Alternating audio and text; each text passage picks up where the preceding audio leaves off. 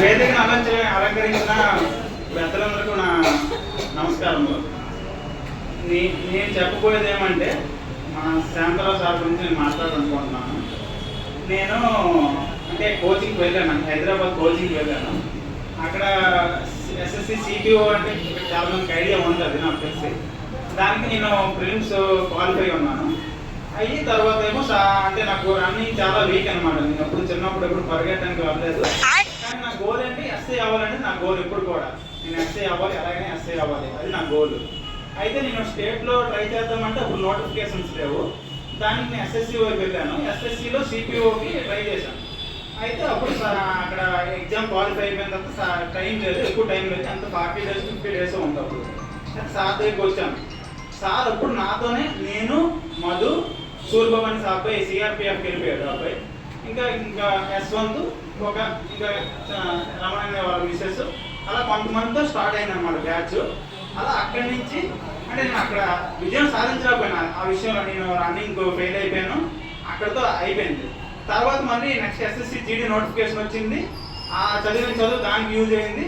అది కూడా నేను పోయాను అనమాట. అంటే నా మైండ్ వదిలేశాను, ఎస్ఎస్సి జీడీ కదా, ఇది చిన్న జాబు, నాది అసలు ఇది గోల్ కాదు కదా, నేను ఇటువైపు వెళ్ళాలని అనుకున్నాను. అది 70 meters ఎంతో దగ్గరలో రన్నింగ్ పోయాను.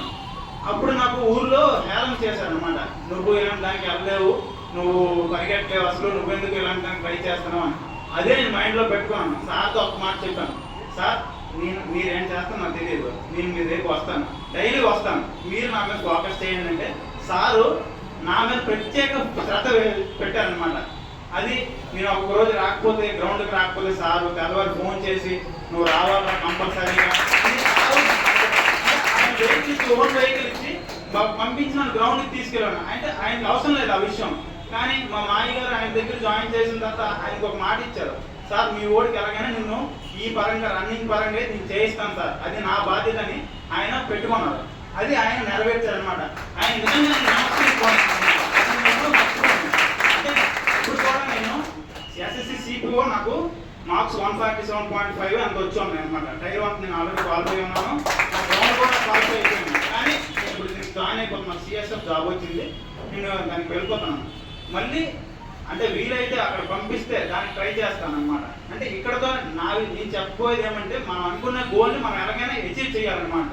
ఎవరైనా అంటే ఒక గోల్ని అందరూ పెట్టుకుంటారు, మీ జీవితంలో సాధించాలని పెట్టుకుంటారు. అది ఖచ్చితంగా అచీవ్ చేయడానికి ఎంత కష్టాలు వస్తాయి అన్నమాట. ప్రతి వాళ్ళు ఇక్కడ ఉన్న అందరూ రూరల్ బ్యాక్గ్రౌండ్ నుంచి వచ్చిన వాళ్ళే, వాళ్ళ అమ్మ నాన్నలు కష్టపడి చదివిస్తున్నారంటే దానికి అందరూ అంటే ఖచ్చితంగా వాళ్ళ శ్రమను గుర్తుంచుకొని పని చేయాలన్నమాట. ఇప్పుడు ఈ కానిస్టేబుల్ ఈవెంట్స్ రేపు స్టార్ట్ అవుతున్నాయి. సార్ దానికోసం చాలా ఇచ్చేస్తున్నారు, మీరు కూడా వేస్తున్నారు. ఇది అయిపోయిన తర్వాత ఎగ్జామ్ మీద కూడా అంత ఫోకస్ చేసి చదివి మళ్ళీ మీరు ఉద్యోగాలు కొట్టి మాలా ఇలా మళ్ళీ ఒక అభినందన సభ క్రియేట్ చేయాలని నేనైతే కోరుకుంటున్నాను. మాత్రం ఖచ్చితంగా చెప్తున్నాను, ఆయన చెప్పినట్లు మన గ్రౌండ్లో ఖచ్చితంగా ఆయన పంక్చువాలిటీ కానీ ఏవైనా ఆయన చెప్పినట్లు కూడా ఎవరు చెప్పరు. రెండోది ఇంకేమంటే, నేను పరిగెట్టలేకపోతే అంటే నా ఫుట్ వర్క్ ఎలా ఉంటుంది అంటే అసలు నాకు రన్నింగ్ రాదు. అసలు ఆయన దగ్గరుండి నేర్పించారు నాకు. నిజంగా నేను చెప్తున్నాను, అంటే అది గొప్ప విషయం, నాకైతే గొప్ప విషయం. ఆయన నాకు దేవుడితో ఇప్పుడు సమానం అన్నమాట. అంటే మా అమ్మ నాన్న కొంచెం పూర్ బ్యాక్గ్రౌండ్ నుంచి వచ్చాం, మా మాయ గారు నన్ను చదివించారు, ఆయన సార్ దగ్గర గొప్ప చెప్పారు.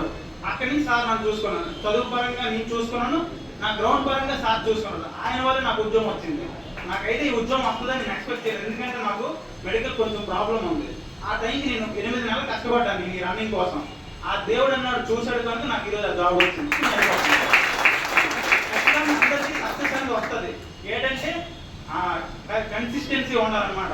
అంటే ఒక 6 months చదివేసి నాకు రావట్లేదని వెళ్ళిపోవడం. నేను 5 years నుంచి చదువుతున్నాను, నాకు ఇప్పుడు జాబ్ వచ్చింది. నా లాస్ట్ అటెంప్ట్ ఎస్ఎస్సి జీడీ, ఇప్పుడు నాకు జాబ్ వచ్చింది అనమాట. అలాగా అంటే మనం చదువుతున్నప్పుడు కొన్ని ఒడిదొడుకులు వస్తుంటాయి. అంటే